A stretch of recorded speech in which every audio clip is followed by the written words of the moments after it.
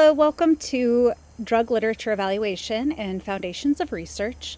My name is Dr. Rabenak, and I'm an associate professor in the Department of Pharmacy Practice, as well as the course coordinator for this class. Unfortunately, I will not be joining our in-class sessions until the beginning of October. At the end of July, I had a major surgery that I'm at home recovering from. However, I still will be very involved and very active, even though I'm not in the class. So if you have any questions or concerns about the course material or course, you'll please reach out to me via email. I can also set up Zoom meetings in the meantime as well. In the meantime, Dr. Lobkovich, another faculty in the Department of Pharmacy Practice, has graciously agreed to cover the in-class sessions for me until I return. All of the materials that you will need for this class are going to be posted on the Canvas course website. So hopefully you've had a chance to go ahead and kind of click around to see what the format looks like, kind of how the course is laid out. And in a moment, we'll go through the course website. I'll walk you through a couple key points in the syllabus. But first, I'd like to kind of orient you to the format of this class. So this class is designed to give you foundational skills and understanding of evidence-based practice. So how is it that we know certain medications treat certain conditions? How do we know the proper dosing, things like that? Well, all that information starts from the level of research. So we only know kind of what to prescribe and how a medication works and side effects because research or data has been reported on these things. And so it's important that you guys as medical professionals have an understanding of how to critically evaluate the quality of the evidence that goes into the recommendations we have, being able to understand how strong a recommendation is, or the evidence for the recommendation, how strong that is. And then kind of sometimes you might come across a situation where there really isn't any strong evidence or suggestion for treatment, especially in a patient where maybe a condition is very rare or might be a novel presentation. And so how do you find information that might inform you on how to approach treating that patient? So this really has nothing to do with whether or not you want to do research in your career. This is really about taking evidence and scientific information to back up your clinical decision making and to make clinical decisions that are going to put the safety of the patient first and foremost. So this class is designed as a flipped classroom. I utilize active learning 100% in this class. What that means is that I don't stand up at the front of the class and just lecture at you for 3 hours. I think that would be very boring, and I think you'd find that very boring as well. Instead, what I do is I pre-record lectures on YouTube, and those are posted on our course website. And again, I'll show that to you in a moment where you find those. You will watch these video lectures prior to coming to the next class session. So they're usually released about a week before the following class session. The videos are fairly brief. There might be a few of them. There might be just one video. But I'll also have the associated PowerPoint that I use in my videos posted as well, so you can take notes on, you can print those off, whatever's most convenient for you. And then I might have some additional kind of PDF readings or journal articles that you need to read prior to coming to class. Then when you come to class, the class is organized in the following way. There's a quiz at the beginning of class, a brief review of key points from the video lecture, and then an activity that you spend the majority of the class working on in small groups of 3, which you've already been assigned to your group. And then at the end of class, we review that activity, answers, we have discussion, and then we do a second quiz, a post-class quiz. So let me describe these quizzes to you. The quizzes are really to check your understanding of the content that I have presented both in the pre-work and then what you have learned and acquired from the activities. They're very straightforward. If you do the pre-work and you work on the activity, you should have no problem with the quizzes. The quizzes range from 5 to 6 questions. They really traditionally only take students about 5 minutes to complete. They're usually multiple choice, true, false, things like that. There's no short answer or anything. Those are closed note, those are done individually. You can't use notes or anything. We will take the quizzes through the Canvas website. You do not need Respondus Lockdown browser or anything, but you will need internet access. The quiz at the beginning of class starts and is released, and the 10-minute time starts at 8:30 a.m. No exceptions. So if you are late to class, you are either going to miss the quiz, or you're going to cut the allotted time that you have to take the quiz and down. So I recommend you get to class on time, as well as even early, because it's your responsibility to make sure that your computer boots up correctly, that you're able to get online and attach to the internet correctly. So it's really important that you get there at 8:30. We start then. The class is scheduled until 11:20. Some weeks we will take the full time. There will be other weeks that we don't take the full time. So it'll kind of just vary, but attendance in class is required. And I will go over a couple situations that are listed in the syllabus as to what might be excusable absences, but otherwise any absence that is not listed in the excusable absences section of the syllabus will not be excusable. So if you do not come to class and it's an unexcused absence, you will receive a 0 for the class activity as well as for both quizzes. So when we start off the class, we'll do the quiz, we'll go over the quiz answers as a class. Then I usually pull up the PowerPoint that I had from the video lecture, and I go through any key points or just reiterate key concepts, answer any questions you might have about the material, and then we break to work in our groups for the class. And so the assignments, if we go over here to the Canvas website and click on this link here, assignments, you can see the in-class activities will appear here, and they're listed. And so for week 1 activity, if you click on the activity, this is where you will submit your completed activity, but this is where you can also find it. So you download for instance, lecture 1 activity. What I recommend is that to work on this in a group effectively, a lot of students will upload this into a Google Docs, and then that way they can all work on it simultaneously. And my recommendation is that you go through each question as a group, discuss the answers, come up with a consensus, and then write your answer as a group. A lot of students will break up the questions among group members, and so only people are responsible for certain questions.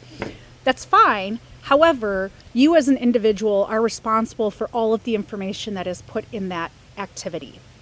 When I write my exams, my exam questions mirror the kinds of questions that the wording as well as the content of the questions that I create for your quizzes and your group activities. The group activity, you'll have the whole class session, pretty much to work on it as long as, we need for the entire class.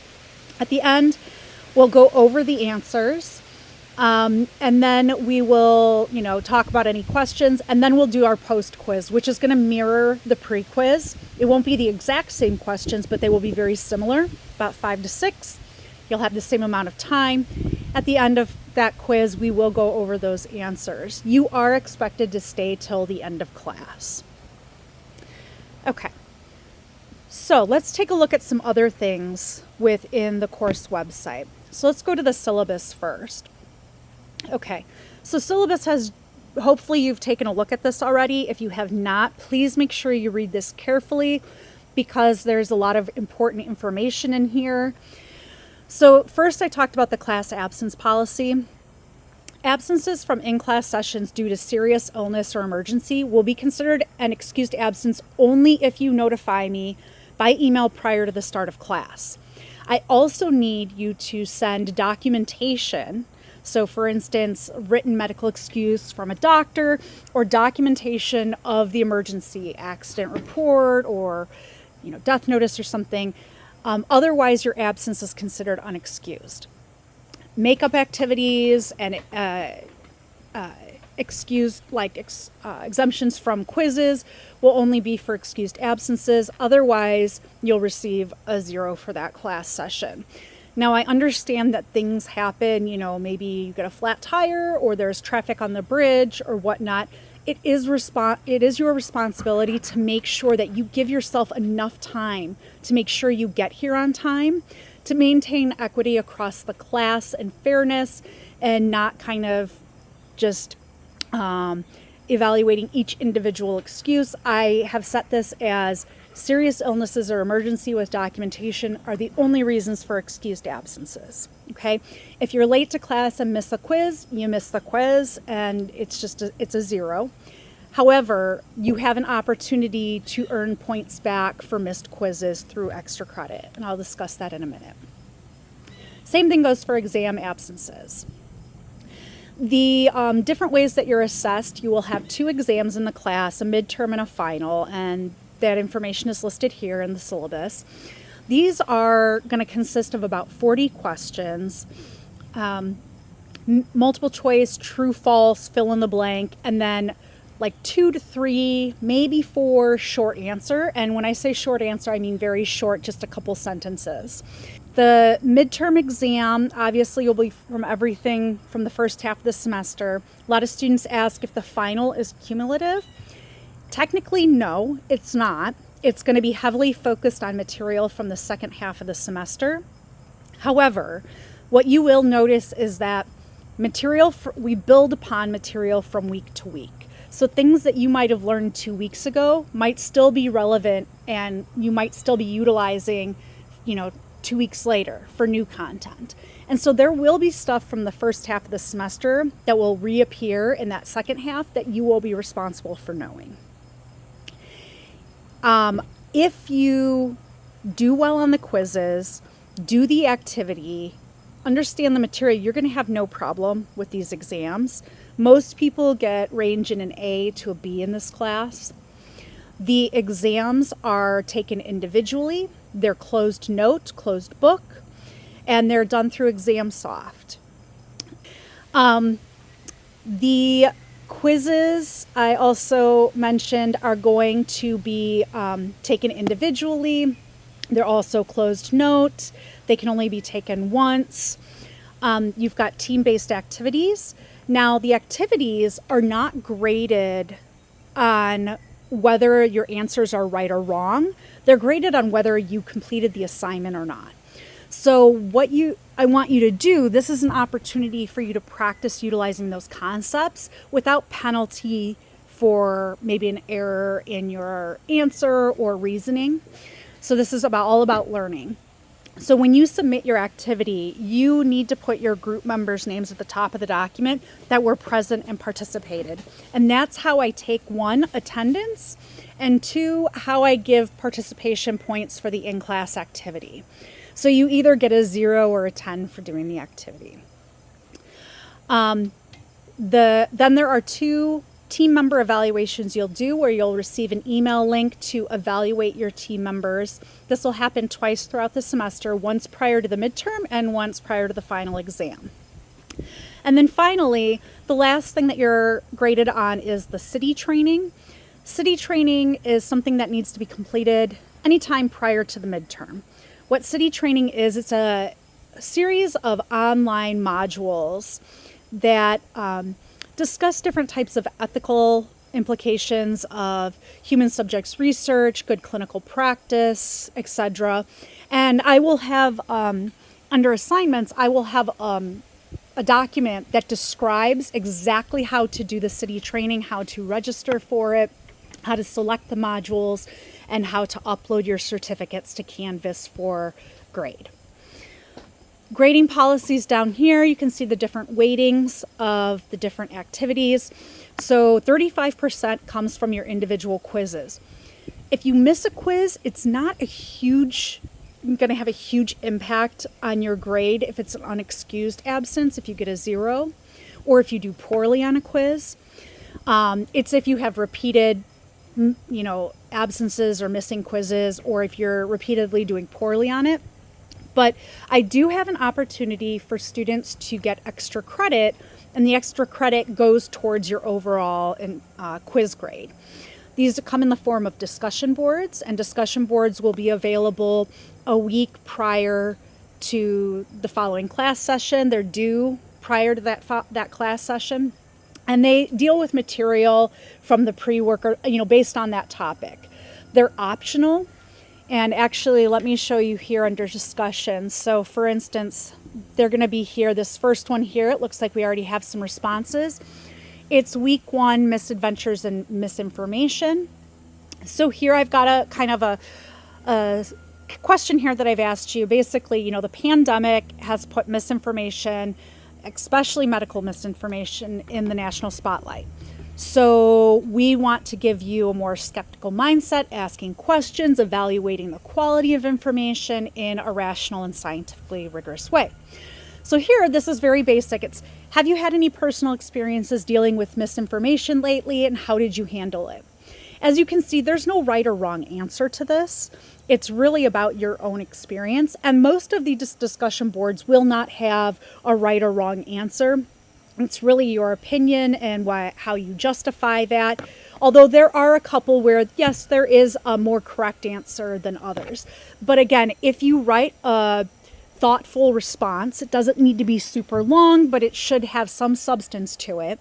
If you write a thoughtful response, you get half a point of extra credit per discussion board. If you do all the discussion boards, you should that should be about equivalent to an entire quiz grade.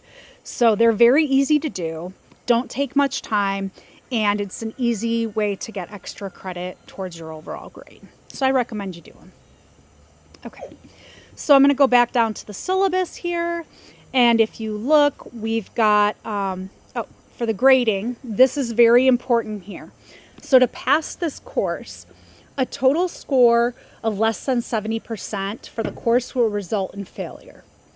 However, you must score at least a 70% average on both exams to pass the course. So it is possible to have an overall passing grade, but to have less than a 70% average on both exams. And in that situation, you would not pass the course, and you would be required to repeat it. Another really key part of the syllabus is academic dishonesty, plagiarism, cheating. Basically, very straightforward. If you cheat in this class and I catch you, you're going to fail the class. You will not be kicked out of the program, but you will definitely fail the class. So it is not worth it to even take that chance. And really, like I said, I'm going to give you multiple opportunities to practice information, to reinforce different concepts through quizzes and activities and exams that really there should be no need for this. So please do not engage in academic dishonesty. At the very end is the overall schedule of topics for the course and kind of what to expect in the pre-work as well as the class activities. So you can go ahead and take a look at that schedule. So next, I want to take you over to the modules here. This is the main page for the class. First thing, if you haven't already, please look at your group assignment for the class activity. When you come to class in room 4545, the tables or the chairs will already be arranged in groups of 3, and there will be a sign with your group number on it. Please sit at that table when you get to class. So each class session will have a framework for the learning, and this is basically what it looks like. So it starts off first with the topic, then lists the learning objectives, the learning resources. This is the pre-work that I was discussing. So for this first class session, there is no pre-work. This is the only exception. Otherwise, there will be video lectures. So here I've got a PowerPoint, and this is a PowerPoint that we'll be going over in class, and then the syllabus. Learning activities, student practice kind of describes what you need to do before class. As you can see, for this first class session, there is no pre-work. In class, there will be no pre-lecture quiz that week. That's the only exception. Every other week there will be a pre-quiz unless otherwise stated. And then describes the activity you'll be doing, and there will be a post-class quiz conducted in Canvas following the activity. I will list sometimes optional background reading. This is more in-depth information about the concepts that I'm covering for that week's topic.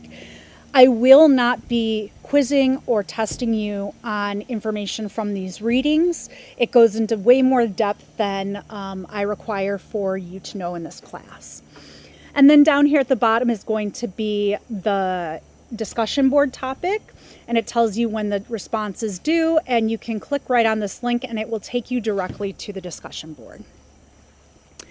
Quizzes will be found under the link of quizzes here. And so when a quiz becomes released and active, you'll be able to click on it and take the quiz. Again, if you have any questions about anything, the course format or any content, you can always email me. You can always ask Dr. Lebovich if you have any questions. And again, while I won't be there for these first few weeks of class, I will be grading your assignments, reviewing your quizzes, be actively engaged in the course. And I look forward to meeting you all in person at the beginning of October.